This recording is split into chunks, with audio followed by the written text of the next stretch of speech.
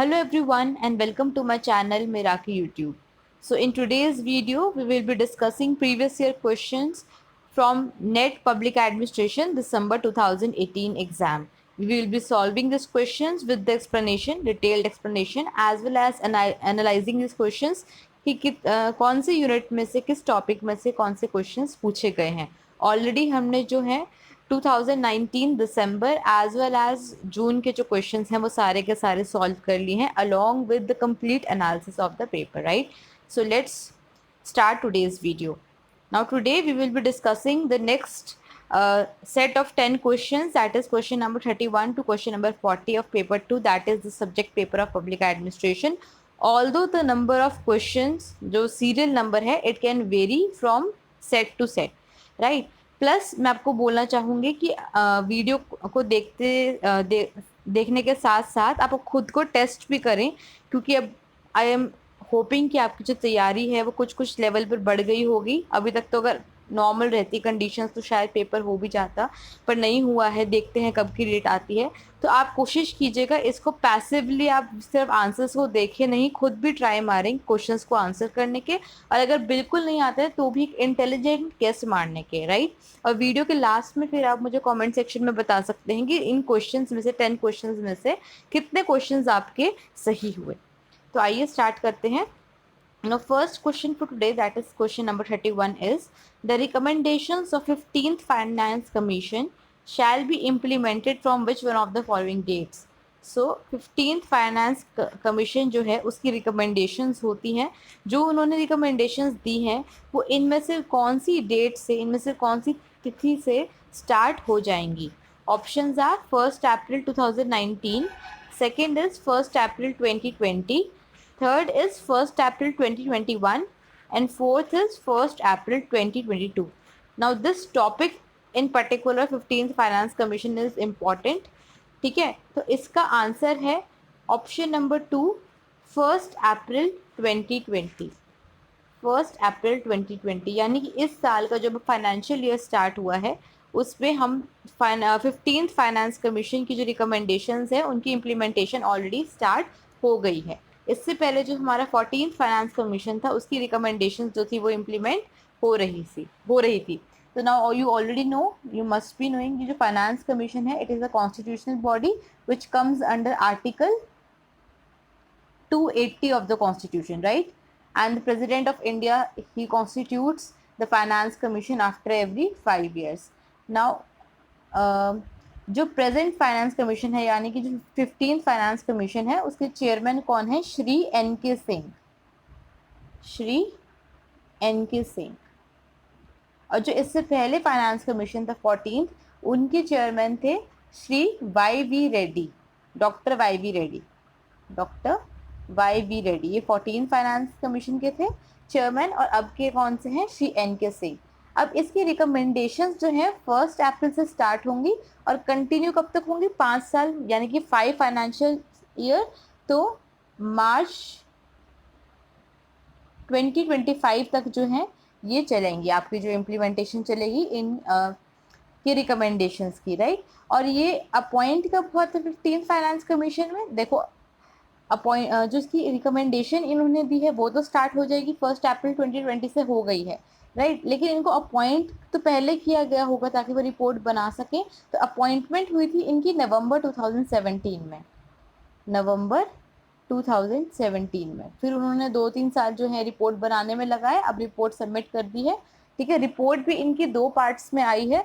एक रिपोर्ट आ चुकी है, एक रिपोर्ट शायद अक्टूबर या नवंबर में आनी है. ठीक है, तो आप इसकी जो रिकमेंडेशंस हैं वो भी थोड़ा सा देख लेंगे, आपको एग्जाम में पूछी जा सकती हैं. So now question is from unit 6 economic and financial administration, topic is finance commission. तो finance commission जो topic है ये दोनों static topic भी है और ये dynamic topic भी है. तो आपको दोनों उसके जो static plus dynamic aspects you have to cover these both. Answer number option number 2 is correct. Now next question is which one of the following articles of the Constitution of India traces the origin of Controller General of Accounts, that is CGA. तो कौन सा article जो है constitution of India का वो trace करता है, मतलब उसमें से ओरिजिन निकल कर आता है किसका? कंट्रोलर जनरल ऑफ अकाउंट्स का. नाउ फर्स्ट ऑफ ऑल जो आपको ध्यान देना है क्वेश्चन में, ये CGA है ना कि CAG। CAG is controller and auditor general of India. ये हमसे यहाँ पर नहीं पूछा है, हमसे क्या पूछा है, controller general of accounts, that is CGA, right. तो आर्टिकल ऑप्शंस क्या है, 1 article 148, 2 article 149, 3 article 150 and 4th is article 151।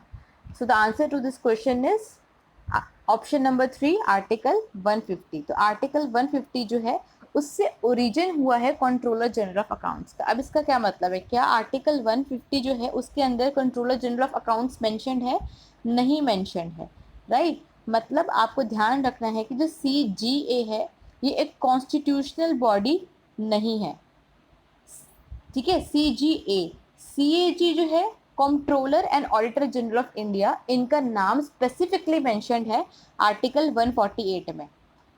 So therefore CAG is a constitutional body, but CGA इनका खाली ओरिजिन डिराइव हुआ है वहां से। 150 आर्टिकल क्या है, फॉर्म्स ऑफ अकाउंट्स की जो कंट्री है उसमें कुछ ना कुछ जो भी एक्सपेंडिचर खर्च हो रहा है या रेवेन्यू आ रहा है, जो अकाउंट्स है उसको उसका फॉर्म क्या होगा, किस फॉर्म में हम उनको रिकॉर्ड करेंगे, उससे डील करता है हमारा आर्टिकल 150। तो यहाँ से उसका ओरिजिन हुआ है, बट आर्टिकल 150 में कहीं मेंशन नहीं है controller general of accounts. So therefore you have to remember that controller general of accounts is not a constitutional body, right.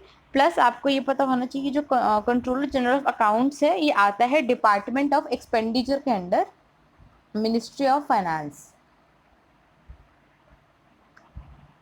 ठीक है। और ये कब बना था, 1976 में जो ऑफिस है बनाया गया था, 1976। तो ये थे इंपॉर्टेंट यहाँ पे जो आपको बातें पता होनी चाहिए। तो again unit 6 economic and financial administration topic, यहाँ पर देखिए controller general of accounts specifically mention नहीं है, but when we study the financial procedure उसमें हम अकाउंट्स एंड ऑडिट पढ़ते हैं, तो वहाँ पर ये जो टॉपिक है आता है। Specifically controller general of accounts जो है वो मेंशन नहीं है आपका, तो ऑप्शन नंबर 3 आपका यहाँ सही हो गया। Next is what are the characteristics of line item budget. तो एक लाइन आइटम बजट जो होता है आपका, उसकी कैरेक्टरिस्टिक्स क्या है आपने ये बताना है। Now, number 1, it is a British legacy. Number 2, it is a system of check and counter check. Number 3, it facilitates decentralization. And number 4, it is aimed at rigid control over expenditure. अब question तभी solve होगा जब आपको पता होगा line item budget क्या है। देखिए जिससे नाम से पता लग रहा है लाइन आइटम, आपने आइटम्स लाइन में एक आइटम्स को लगा दिया और उनका प्राइस जो है, जो खर्चा है वो मेंशन कर दिया, ठीक है। सपोज आपके घर का राशन लेके आना है, you have to buy groceries for your home consumption. So what you do is you make a list of the items to be bought. आप एक लिस्ट बनाएंगे कौन कौन सा सामान आपको लेके आना है। ए सपोज आटा लेके आना है, कुछ भी, बी ये लेके आना है, सी लेके आना है, और उसकी वो जो बिल बनाते हैं उसमें उसका प्राइस लिख देते हैं कि ए आइटम जो है वो इतनी रुपीज़ की है, बी आइटम जो है वो इतनी रुपीज़ की है, सी आइटम जो है इतनी रुपीज़ की है, right. So this is an example, crude example, not example. इस तरीके से जो था लाइन आइटम बजट जो है उसको हम कहते हैं। लाइन आइटम बजट हो, ट्रेडिशनल बजट हो, कन्वेंशनल बजट हो, ये सारी एक ही बात है, सारे एक दूसरे के ही नाम है, सेम है मतलब, ठीक है जी। तो अब ऑप्शन देखते हैं। It is a British legacy, right, काफ़ी पहले से चला आ रहा है, ब्रिटिशर्स ने जो था मेथड हमें दिया है। Second, it is a system of check and counter check. Yes, इसमें क्या होता है, बार बार चेकिंग की होती है। मतलब क्या, अब थोड़ा डिटेल में देखते हैं। लाइन आइटम बजट में क्या होता है, आइटम्स के नाम मेंशन किए जाते हैं कि हमें ये चीज़ खरीदनी है, वो क्यों खरीदनी है, पर्पस क्या है उसका खरीदने का, वो उस पर ध्यान नहीं होता। Focus is on items to be bought, ठीक है, पैसा किस पे लगना है। प्लस एक चीज़ का आइटम जो पैसा यहाँ पे मेंशन कर दिया आपने, वो उसी चीज़ के ऊपर स्पेंड होगा, वो किसी और चीज़ के ऊपर स्पेंड नहीं हो सकता, राइट। ऐसा नहीं है कि अगर मैंने बोल दिया वेजिटेबल्स, तो आप कोई भी वेजिटेबल्स ले आइए, अगर मैंने लिखा है पोटैटो तो उसके लिए पोटैटो ही जो अमाउंट है पोटैटो के लिए ही खर्च होगी। अगर लिखा है अनियन तो वो अनियन पे ही खर्च होगा, वो लेडी फिंगर पे खर्च नहीं हो सकता। ऐसे आप समझ सकते हैं इसको, राइट। तो ये आपका हो गया चेक एंड काउंटर चेक। तो इस तरीके से बार बार जो है चेकिंग होती है, काउंटर चेकिंग होती है। Third is it facilitates decentralisation. तो क्या इस मेथड में डिसेंट्रलाइजेशन हो सकती है? बिल्कुल नहीं होगी। यहाँ तो सबसे ज़्यादा सेंट्रलाइजेशन होगी, सबसे ज़्यादा अकाउंटेबिलिटी होती है, सबसे ज़्यादा स्ट्रिक्टनेस होती है, ठीक है। डिसेंट्रलाइज कब होता है? जब जिनके पास पैसा जा रहा है, सपोज लोकल लेवल पे, स्टेट लेवल पे, उनके पास चॉइस होती है कि वो पैसा अपने हिसाब से खर्च कर सकते हैं, but they can not do. ठीक है, तो ये आपका ऑप्शन स्टेटमेंट नंबर 3 जो है वो नहीं आएगी। Last is it is aimed at rigid control over expenditure. Obviously मैंने आपको समझा दिया है कैसे, तो fourth is also correct. So 1, 2 and 4 statements are correct. 1, 2 and 4 आपको ऑप्शन नंबर 2 में दिया है, तो आपका ऑप्शन नंबर 2 जो है वो आपका आंसर हो जाएगा। Question is from economic and financial administration, topic is types of budget, and option number 2 is correct. Next is, which articles in part 4 of the Constitution of India form the basic structure of the institution of the Comptroller and Auditor General of India. तो controller and auditor general of India जो है, जिनको हम CAG बोलते हैं, उनका जो office है, ठीक है, या इंस्टीट्यूशन है, उसका बेसिक स्ट्रक्चर जो है उस सारे इंस्टीट्यूशन से कौन से आर्टिकल्स डील करते हैं। सी फर्स्ट थिंग, क्वेश्चन में भी आपको कुछ ना कुछ हमेशा पता सीखने को मिलेगा, तो आपको क्वेश्चन से आप पता लगेगा कि पार्ट 5 के अंदर ही कवर होता है।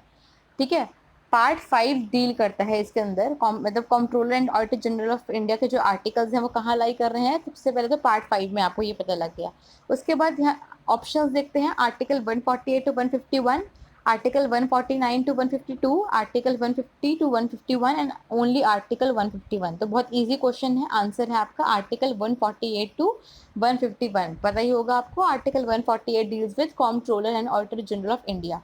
थोड़ा सा अगर डिटेल में करें तो आर्टिकल 148 होता है जिसमें बोला जाता है कि there shall be a controller and auditor general of India, जो कि अपॉइंट होंगे किसके द्वारा? By president of India under his warrant, by warrant under his hand and seal. ठीक है, उसके बाद इसी के अंदर होगा आर्टिकल 148 के अंदर ही और जो कंडीशंस होगी कि उनकी सैलरी कितनी होगी, उनको ओथ दिलाई जाएगी, ये सारी जो बातें हैं कहाँ कवर होंगी? आर्टिकल 148 में। देन कम्स आर्टिकल 149, उसमें होती है कि CAG की powers and duties and functions क्या रहेंगे, रिस्पॉन्सिबिलिटीज क्या रहेंगी। तो आर्टिकल 149 में basically functions and powers of CAG, right. Now article 150, ये पहले हम कर चुके हैं, ये इसमें होता है फॉर्म ऑफ अकाउंट्स, जो अकाउंट्स हैं वो किस फॉर्म में होंगे। तो बोला जाता है, आर्टिकल में लिखा हुआ है कि वो फॉर्म वो होगा जो प्रेसिडेंट डिसाइड करेंगे, किसकी सलाह के ऊपर? On the recommendation, on the prescription of CAG। ठीक है, तो ये है आर्टिकल 150 एंड आर्टिकल 151 है रिपोर्ट ऑफ ऑडिटर, ऑडिट की जो रिपोर्ट है वो। तो ये उसमें कहा गया है कि जो CAG हैं वो ऑडिट करने के बाद रिपोर्ट किसको देंगे? प्रेसिडेंट ऑफ इंडिया को सबमिट करेंगे, और प्रेसिडेंट जो है उसको पार्लियामेंट में दोनों हाउसेस के सामने रखेंगे। ठीक है, तो these are the 4 articles which deal with the constitution of CAG। तो आपका यहाँ पर टॉपिक आपको पता लग ही गया, CAG से आपका है, और आपका आंसर हो गया option number 1। Next question is, the rule of lapse as a principle of budgeting is inherent in the principle of। so now understand the question, rule of lapse जो है वो एक बजटिंग का प्रिंसिपल है, it is inherent in the principle of, मतलब जो आपको options दिए हैं वो भी पहली बात प्रिंसिपल्स हैं। रूल ऑफ लैप्स कौन से प्रिंसिपल में इनहेरेंट है? इनहेरेंट का मतलब क्या है कि उससे अगर दूसरा प्रिंसिपल होगा तो ऑटोमेटिकली रूल ऑफ लैप्स भी होगा ही होगा, या फिर उसका एक फीचर है कह सकते हैं, या इंक्लूडेड है। मतलब ऑप्शन में कौन सा ऐसा प्रिंसिपल है कि अगर वो प्रिंसिपल होगा, फॉलो होता है, तो रूल ऑफ लैप ऑटोमेटिकली उससे फ्लो करेगा, राइट। तो ऑप्शंस देखते हैं, 1 budget for all financial transactions, 2 estimation should be close, 3 annuality of the budget, and 4th form of estimates to correspond to form of accounts. Now the answer to this question is option number 3, annuality of the budget. Now what is the annuality of the budget? मतलब ये है कि budget हमेशा 1 साल के लिए बनाया जाएगा। हमारा इंडिया का बजट आता है, हम 2 साल के लिए, 3 साल के लिए, 4 साल के लिए, 6 महीने के लिए नहीं बनाते, हम 1 फाइनेंशियल ईयर को लेके चलते हैं, राइट। अब रूल ऑफ लैप्स हमारा क्या होता है? रूल ऑफ लैप्स ये होता है कि जो आपको सैंक्शन किया गया है बजट में पैसा कि आप खर्च कर सकते हैं, अगर आपने उतना पैसा खर्च नहीं किया उस फाइनेंशियल ईयर में तो वो पैसा वापस चला जाएगा। ऐसा नहीं है, वो कंटिन्यू नहीं हो सकता, ऐसा नहीं है कि आप उसको अगले साल यूज़ करें। ठीक है, तो ये प्रिंसिपल कहाँ से फ्लो करता है? This principle flows from annuality of the budget. क्यों? क्योंकि 1 साल का बजट है, अगर पैसा यूज़ नहीं किया तो ऑब्वियसली वो जो है पैसा वेस्ट चला गया है वो वापस चला जाएगा, वेस्ट नहीं कह सकते, वो वापस चला जाएगा। आप उसको कैरी ऑन नहीं कर सकते हैं। कैरी ऑन क्यों नहीं कर सकते? क्योंकि जो बजट है वो 2 साल का, 3 साल का, 4 साल का है ही नहीं, तो कैरी ऑन उसको आप कैसे करेंगे, right? So this is rule of lapse and annuality of the budget. Now unit 6 से क्वेश्चन है, टॉपिक है बजटरी प्रोसेस, ठीक है? या फिर उसमें कुछ टर्म्स आती हैं, वोट ऑफ अकाउंट, ये सारी जो है बेसिक टर्म्स हैं बुक्स में दी हुई हैं, उन टर्म्स में से आप कह सकते हैं, या बजटरी प्रोसेस से कह सकते हैं, या फिर प्रिंसिपल्स ऑफ बजटिंग से भी आप कह सकते हैं। ये क्वेश्चन है, सब में आएगा। Option number 3 is correct. Next question is which of the following is not a regulatory authority in India? So you have been given names of some authorities, you have to tell कि इनमें से regulatory authority कौन सी नहीं है। What is the regulatory authority? An authority which regulates some sort of business, ठीक है? Options के हैं, 1 telecommunication regulatory authority of India, जिसको हम ट्राई बोलते हैं। Second is insurance regulatory and development authority, जिसको हम इरडा बोलते हैं। Next is press council of India which is called PCI. And last is national highways authority of India, जिसको हम बोलते हैं NHAI, ठीक है? तो ये 4 आपको बता दे रखी हैं, बताना है इनमें से कौन सी एक रेगुलेटरी अथॉरिटी नहीं है। नाम जिससे बोल रहा है रेगुलेटरी का मतलब वही है जो रेगुलेट करे, राइट? अब देखो ऑप्शंस में देखोगे, 2 के तो नाम में ही रेगुलेटरी है, यहाँ पे भी रेगुलेटरी दे रखा है, यहाँ भी दे रखा है, और ये तो न्यूज़ में भी रहते हैं, तो आपको पता होना चाहिए, राइट? अब बच गए आपके ऑप्शन नंबर 3 एंड 4। तो वैसे तो आपको पता होना चाहिए, जो अगर आप न्यूज़पेपर पढ़ते हैं, तो जो प्रेस काउंसिल ऑफ इंडिया है वो रेगुलेट करती है न्यूज़पेपर्स को, कि कैसे न्यूज़पेपर्स का जो कोड ऑफ कंडक्ट क्या रहेगा जर्नलिस्ट का, तो सारा जो रेगुलेशन है वो कौन करती है body? Press council of India. फिर भी आपको कंफ्यूजन हो सकता है, तो आंसर मैं आपको बता दूं, the answer to this question is option number 4, national highways authority of India. Why? Because national highways authority of India का जो काम है वो खुद डेवलप करती है हाईवेज को, मैनेज करती है हाईवेज को, ना कि वो रेगुलेट करती है, ठीक है? रेगुलेशन का मतलब है कि you are not yourself into business, you are regulating the others जो उस फील्ड में बिजनेस कर रहे हैं, ठीक है? जो ट्राई है वो जो भी टेलीकॉम कंपनीज है, फॉर एग्जांपल अपनी जियो हो गई, एयरटेल हो गई, BSNL हो गई, इनको रेगुलेट कर रही है। ट्राई अपना खुद का कुछ काम नहीं कर रही है, ठीक है? ऐसे ही इर्डा जो है वो ये इंश्योर करती है कि जो हमारे पॉलिसी टेकर्स हैं उनकी सेफ्टी रहे और उनका कोई लॉस ना हो। ऐसे ही press council of India journalism को रेगुलेट कर रहा है। National highway authority of India जो है वो खुद डेवलपमेंट में, खुद प्रोसीजर में काम कर रहा है नेशनल हाईवेज को बनाने के, समझ गए आप? तो इसलिए इट इज़ नॉट रेगुलेटिंग, तो आपका आंसर हो जाएगा ऑप्शन नंबर 4। तो topic is regulatory authorities, unit 3 Indian administration से आपका है, and option number 4 is correct. Next question is who coined the term Lokpal? तो पहले एक लोकपाल पे क्वेश्चन था कोई, आई थिंक 2019 दिसंबर के पेपर में, तो वहाँ से मैंने आपको एक्स्ट्रा जो मैं आपको इन्फॉर्मेशन देती हूँ वहाँ से बताया भी था इसका आंसर। और ये क्वेश्चन मैंने जो टेस्ट आपको प्रैक्टिस टेस्ट डाला है पहले, उसमें भी ये क्वेश्चन मैंने आपको डाला था, तो यू शुड नो।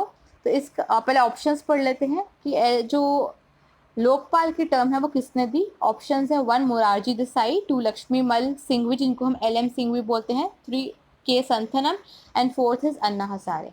तो answer is option number 2 LM Singhvi या लक्ष्मीमल सिंघवी। 2-3 बार मैं क्वेश्चन आपको ऑलरेडी करवा चुकी हूँ, ठीक है जी? तो unit 3 Indian administration, topic is Lokpal, वहां से आपका क्वेश्चन है। Next is who is responsible for recording the minutes of cabinet meeting at the union level? तो यूनियन लेवल पे जो कैबिनेट मीटिंग होती है उनको कौन रेगुलेट करता है? तो ऑप्शंस क्या है? Option number 1 is cabinet secretary, 2 principal secretary to the prime minister, 3 special secretary, and 4th is secretary. तो इसका आंसर आएगा option number 1 cabinet secretary. Cabinet secretary जो है वो रेगुलेट करते हैं, रिकॉर्ड करते हैं जितने भी मिनट्स हैं मीटिंग के। मिनट्स मतलब क्या क्या डिस्कशन हो रही है, क्या डिसीजंस लिए गए, सारा जो रिकॉर्ड मेंटेन होता है, ठीक है, वो कौन करते हैं? हमारे कैबिनेट सेक्रेटरी करते हैं। Cabinet secretariat, central secretariat, cabinet secretary, इन पे बहुत डिटेल्ड वीडियोस जो है मैंने बनाई हुई हैं। आपको इंडियन एडमिनिस्ट्रेशन के नाम से प्लेलिस्ट है चैनल पर, उसमें मिल जाएंगी, काफ़ी अच्छी वीडियोस है, पूरे डिटेल में आप वहाँ जाकर देख सकते हैं। Difference between central secretariat and cabinet secretariat पे भी वीडियो है, वो भी आप जाकर वहाँ पर देख सकते हैं, ठीक है? मैं इसके जो लिंक्स हैं वो पूरी प्लेलिस्ट के लिंक्स मैं आपको डिस्क्रिप्शन बॉक्स में डाल दूंगी, आप वहाँ जाकर देख लीजिएगा इफ़ यू आर इंटरेस्टेड। तो इसका आंसर हो गया cabinet secretary. Present cabinet secretary कौन है इंडिया के, ये भी आपको पता होना चाहिए। तो श्री राजीव गौबा, श्री राजीव गौबा, ये है हमारे प्रेजेंट कैबिनेट सेक्रेटरी। तो जितने सिविल सर्वेंट्स हैं उनमें सबसे सुपीरियर आप कह सकते हैं, जो सबसे पावरफुल, सबसे मेन, उनके हेड कह सकते हैं वैसे, ठीक है। तो वो कौन है, श्री राजीव गौबा, वो हमारे कैबिनेट सेक्रेटरी होते हैं। प्रिंसिपल सेक्रेटरी होते हैं जो प्राइम मिनिस्टर के पर्सनल सेक्रेटरी, उनको हम बोल सकते हैं, ठीक है, जो पीएमओ के हेड होते हैं, that is principal secretary. Present principal secretary हमारे कौन है, वो है श्री प्रमोद कुमार मिश्रा, श्री प्रमोद कुमार मिश्रा, प्रमोद कुमार मिश्रा, ठीक है। तो ये आपको एक्स्ट्रा नॉलेज के लिए मैंने आपको यहाँ पे बता दिया है। क्वेश्चन कहाँ से है, unit 3 Indian administration, topic is cabinet secretariat and option number 1 is correct. Now next question is, for motivation of civil servants, the awards for recognizing good performance should be instituted at the state and district levels. ठीक है, तो जो civil servants होते हैं, जो उनको motivate करने के लिए कि वो अच्छे से काम करें, अवार्ड्स होने चाहिए। जो जो लोग अच्छा परफॉर्म करें उन्हें अवार्ड्स मिलने चाहिए, और वो awards state and district level पे मिलने चाहिए, ठीक है। Which report of the second ARC contains the recommendation, तो ये रिकमेंडेशन है कि जो सिविल सर्वेंट्स हैं उनको मोटिवेट करने के लिए कि वो अच्छा काम करें, अवार्ड्स दिए जाएं स्टेट लेवल पर भी और डिस्ट्रिक्ट लेवल पर भी। तो ये कौन सी रिकमेंडेशन है सेकेंड ARC की? Options are 1 report on ethics in governance, 2 report on local governance, 3 report on refurbishing of personal administration, 4th report on promoting e governance. वैसे तो फैक्चुअल क्वेश्चन है, फिर भी थोड़ी कॉमन सेंस से आप कर सकते हैं कि यहाँ थोड़ा सा कंफ्यूजन हो सकता है। देखो, एथिक्स से रिलेटेड हो सकती है, ये मे भी हो सकती है। लोकल गवर्नेंस से रिलेटेड यहाँ पे नहीं लग रहा है, ये नहीं हो सकती। पर्सनल एडमिनिस्ट्रेशन मतलब ह्यूमन रिसोर्स को मैनेज करना, वहाँ से हो सकती है, क्योंकि यहाँ पे एम्प्लॉयज़ को मोटिवेट करने की बात हो रही है। और ई गवर्नेंस का भी यहाँ पे कंसेप्ट नहीं लग रहा है। तो इन दोनों में से एक आंसर होगा, तो इसका आंसर है ऑप्शन नंबर 3, ठीक है। Option number 3 is the correct answer इस रिपोर्ट के अंदर, जिसको जो है ये रिकमेंडेशन दी गई। वैसे मैं आपको नंबर बता दूं, एथिक्स इन गवर्नेंस वाली जो रिपोर्ट है वो 4th रिपोर्ट है, क्योंकि कई बार पेपर में आ जाता है। लोकल गवर्नेंस आपकी 6th रिपोर्ट है। पर्सनल एडमिनिस्ट्रेशन को रिफर्बिश करना आपकी 10th रिपोर्ट है। और ई गवर्नेंस आपकी 11th रिपोर्ट है, ठीक है। यहाँ से मुझे याद आया कि 2-3 दिन पहले एक और न्यूज़ थी, जो कि थी prime minister awards for excellence in public administration, PM's awards for excellence in public administration 2020। तो ये कुछ अवार्ड्स हैं, इसमें थोड़े से चेंजेस किए गए हैं, इनको रिवैम्प किया गया है। 2-3 दिन पहले न्यूज़ थी। तो ये भी सिविल सर्वेंट्स को और ऑर्गेनाइजेशंस को दिए जाते हैं, तो इनके बारे में आप थोड़ा सा पढ़ें, हो सकता है ये भी पेपर में आपसे पूछा जाए। तो ये कुछ जो क्वेश्चन था, it was from unit 9 governance and good governance, topic is administrative reforms. तो option number 3 is correct. Now last question for today is, again I would say, अगर आप वीडियो अभी देख रहे हैं तो please make sure you like the video, that motivates me कि मैं और वीडियोज़ बनाऊँ, राइट। मतलब मेरा जो सोल पर्पज़ रहता है वो ये रहता है कि मैक्सिमम जो स्टूडेंट्स हैं जिनके पास गाइडेंस नहीं है, उनको पता नहीं है कि वो एग्ज़ाम कैसे क्रैक करें, तो जितना मुझे नॉलेज है मैं वो शेयर कर सकूं। और अगर आपको ये वीडियो यूज़फुल लगती है तो प्लीज़ मुझे शेयर कीजिए मेरे साथ, लाइक करके, इसको वीडियोस को शेयर करके। आप कमेंट सेक्शन में भी अपना फीडबैक मेरे को दे सकते हैं, राइट। और अगर कोई पर्सनल डाउट है जो आपको इन वीडियोस में सॉल्व नहीं हो रहा है, तो फेसबुक पेज का लिंक जो है आपको डिस्क्रिप्शन बॉक्स में मिल जाएगा। तो related to the content of the subject आप मुझसे डाउट पूछ सकते हैं। Now, coming to the question, which one of the following amendments raised the retirement age of the chairman and members of State Public Service Commission from 60 to 62 years? अब retirement age जो है किसकी, state public service commission के members की 60 होती थी पहले, उसको बढ़ाकर 62 ईयर्स कर दिया गया। तो कौन सी अमेंडमेंट जो थी उसने ऐसा किया? 1 39th amendment, 2 40th amendment, 3rd 41st amendment and 4th 42nd amendment. So the answer to this question is 3rd 41st amendment, ठीक है। बाकी अगर अमेंडमेंट्स आप देखना चाहें तो देख सकते हैं। मेन इसमें है 42nd अमेंडमेंट। 42nd अमेंडमेंट जो है वो भी आप एक बार देख लें, जिसको हम मिनी कॉन्स्टिट्यूशन भी बोलते हैं। बहुत सारी अमेंडमेंट्स जो है लाई गई थी, इसको आपको ध्यान से करना है, ठीक है जी। तो क्वेश्चन कहाँ से है, state public service commission unit 3 and answer जो करेक्ट है दैट इज ऑप्शन नंबर 3। तो ये थे आज के 10 क्वेश्चन। अब हम चलते हैं होमवर्क की तरफ, जो आज आपने थोड़ा सा करना है। थोड़ा सा होमवर्क है, साथ साथ टॉपिक्स कवर हो जाएंगे, या फिर आप इनके मिनी नोट्स जो है मेन पॉइंट्स कहीं किसी डायरी पे या जहाँ भी आप नोट करते हैं वो बना के रख लें। तो फर्स्ट है 15 फाइनेंस कमीशन, इसके मेन पॉइंट्स क्या है और इसकी रिकमेंडेशंस जो आई हैं वो क्या है। Second, controller general of accounts, जो हमने आर्टिकल 150 किया था, इसके बारे में आप नोट कर लें। और third is controller and auditor general of India. ये तो हमने 4 आर्टिकल है मेन कर लिए हैं, थोड़ा सा आप और डिटेल में इसको पढ़ लेंगे तो आपका टॉपिक जो है वो कंप्लीट हो जाएगा, लटकेगा नहीं। तो these are the readings for today. Now coming to the analysis part, out of the 10 questions that we did today, कितने क्वेश्चंस हैं? 4 questions are from unit 3, Indian administration से 4 क्वेश्चंस है, then 5 questions for economic and financial administration, and then 1 question from governance and good governance, right. So अगर हम total 10 questions की आपकी बात करें, they are from unit 3, unit 6 and unit 9। बाकी से कोई क्वेश्चन जो है आपका नहीं आया। मैक्सिमम जो क्वेश्चंस आए वो इकोनॉमिक एंड फाइनेंशियल एडमिनिस्ट्रेशन से आपसे पूछे गए हैं। So that's it for today's video. Thank you so much for watching. We'll meet soon with the next video. Till then, stay tuned and have a very nice day.